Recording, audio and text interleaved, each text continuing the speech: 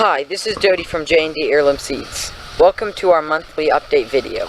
In this video we are going to be showing you all of our gardens and giving you a few tips on gardening and just letting you know what's going on in our gardens. At the top here of garden 1 we have bronze fennel. This is mainly used for the seeds. As you can see here, there is flowers, and then once they bloom and make seeds, you can use them for many medicinal purposes. Next, we have a new variety here, Imperial Star Artichoke. These like very high pH soils and a lot of nitrogen. We're excited to see how they're going to turn out. After that, we have a couple of red okra plants for saving seeds. The reason why we have so many gardens is because to prevent cross-pollination from our different varieties. So we have our red okra here in this garden, and then in a different garden we have a green okra. Next, we have our eggplants, which have just recently been put in the ground.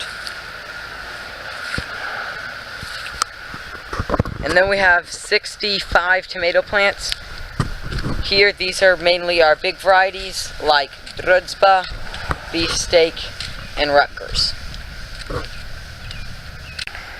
Here we have where recently used to be our sugar snap peas. We dug the plants in the ground once they had produced all they could, and that will add a lot of nitrogen and be very healthy for the soil. So actually, in about a week, we're going to plant cucumbers right here, and they can grow up the leftover trellis from the peas. Here we have our lettuce raised bed. As you can see, these lettuces have flowered and now are producing seeds. Each one of these is like its own individual seed pod. If you break it open, you will find 10 to 15 small lettuce seeds. Here we have our second and third succession of tomatoes and peppers. This is our third succession of tomatoes, Long Keeper and Moscovich. They are very good for storing and very early maturing, so we will be getting fruit from these in about 60 to 70 days.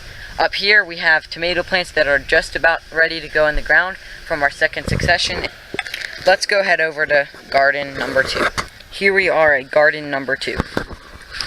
First thing at the top here is our gray zucchini summer squash. These were planted 4 weeks ago on May 13th. At the top of the garden here we have straight 8 cucumber, and then we have made a trellis for them to climb up. Down further at the bottom of the garden here we have our early butternut squash. This was planted on May 12th. The thing we like about this butternut squash is it's an old heirloom, but it doesn't get many diseases because the butternut squash are ready around a month earlier than usual butternut squash, and so it skips most of the diseases that normal butternut squashes will get. And then at the bottom of the garden here we have our Eden's Gem muskmelon. And last but not least, we have our tomatoes, a couple peppers, and some eggplants.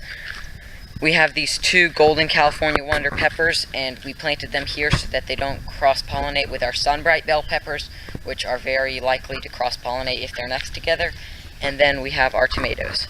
What we like doing with our tomatoes is getting decomposed wood chips or lawnmower clippings that are a little old and laying them around the plants and in the rows, and then under that putting paper, so this will keep out weeds.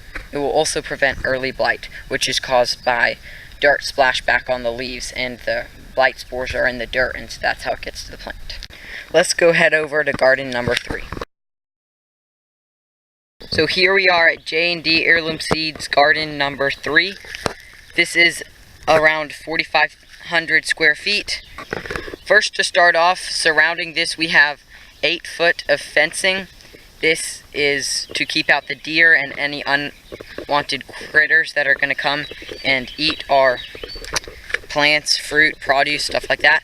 So we have a 1 post every about 20 feet running down to the end of the garden. And then we have right here this deer fencing, and we've hung that from it. And then what we're going to do is we're going to stick some white plastic bags to this, and that is a sign of danger for deer. So when it's a little bit breezy, it'll be flapping, so the deer will be aware that there's a fence here. They won't try to get in. And in the past year we haven't had any problems with any pests in here, so that's been great. So here is our row of bell peppers. We have about 40 plants right now. And right here we have drip tape, and so around each plant's stem there's a little hole, and it drops little droplets of water near the stem, so we run that for about 4 hours a day, and then it quenches the plant's thirst in this strong drought we've been having. A little bit down this row we have our okra, which was just planted yesterday, green and red okra.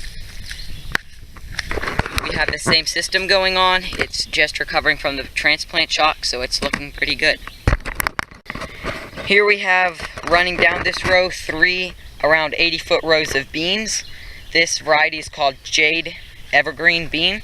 We will be having this variety on our catalog come this fall. Right here, running down to the very end of our garden, is 3 150-foot rows of potatoes. In between the rows here, if you can see, this is buckwheat, and this is a good cover crop. It is great for nitrogen. Right here we've got our big boy pumpkins and red Floriani flint corn.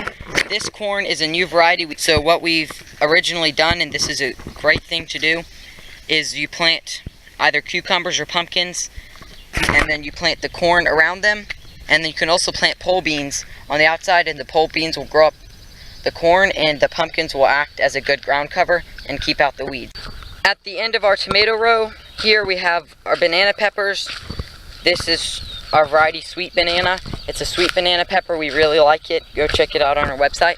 And then lastly, we have 2 100-foot rows of tomatoes, and here we are able to fit about 100 tomato plants.